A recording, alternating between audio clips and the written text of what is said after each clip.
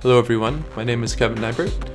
I'm the lead game designer for Livelock, and I'm pleased to share a playthrough of our Pax East build with you. Livelock is a top-down cooperative twin-stick shooter set in the 22nd century, the age of the machine. Nearly a century after the Cataclysm, humanity is on the brink of survival. Players take control of a capital intellect, a human consciousness uploaded to a large mechanical chassis. As one of the few remaining capital intellects, they must battle 3 corrupted machine clusters to break the cycle of infinite war before humanity is forgotten to the annals of history. Players can select from 3 playable characters. Each character has its own unique personality, an arsenal of weapons and special abilities. Players can play as Hex, the trash-talking lone wolf marksman, Vanguard, the philosophical close-quarters brawler, or Catalyst, the rough-around-the-edges support specialist and drone expert. The main story of Livelock unfolds across 22 missions, separated into 3 distinct chapters. Each chapter features a different enemy machine cluster that brings its own unique challenges to the battlefield. Every enemy in Livelock has multiple attacks to choose from. Throughout the game, players will learn the strengths and weaknesses of each enemy, how to avoid their attacks, and which ones can be exploited to their advantage. Players will have to think and react quickly to fight back the near-endless hordes of corrupted machines. Playable with up to 3 players via online multiplayer, Livelock delivers a fast-paced co-op experience. It's no walk in the park though. As more players join, the difficulty is adjusted dynamically, making enemies more powerful and dangerous. Players must take full use of their weapons and special abilities to defeat the rogue machines. Here we can see Catalyst using her forge weapon to weaken enemy armor, making them take bonus damage from all sources. In addition, she can dispense some badly needed repairs to her allies, keeping them in the fight.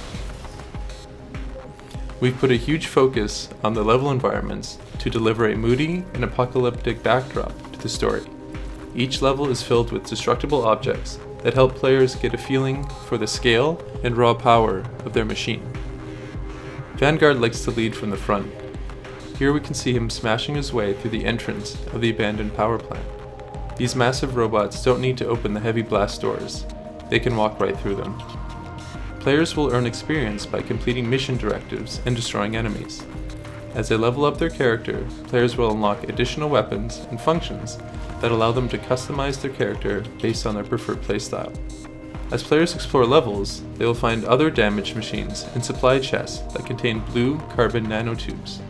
These are part of our weapon upgrade system. The carbon nanotubes can be spent to level up their weapon stats, increasing damage, rate of fire, stability, and clip size. Hex is a master of hit-and-run tactics. Here you can see him dropping down some cluster mines that will detonate when triggered by a nearby enemy. With help from Catalyst's turret, the players have this area on lockdown.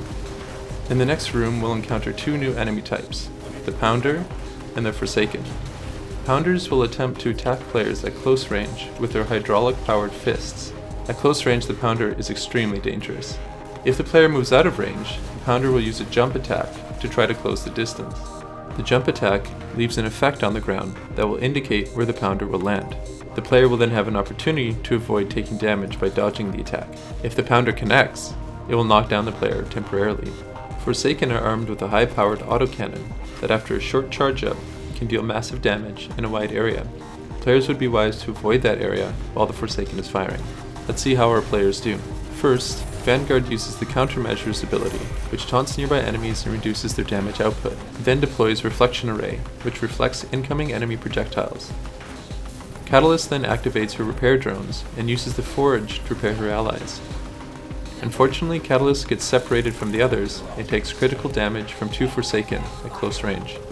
But don't worry, if a few is destroyed, their memory is uploaded and transferred to a fresh machine, which returns to the surface in a 3D printing pod. The drop pod also deals damage wherever it lands, making it the perfect tool to deal revenge. This encounter highlights the importance of working together and sticking together as a team.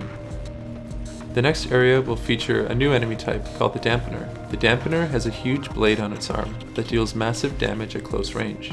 At long range, the Dampener will lob vortex bombs that slow down players and deal damage in a small area.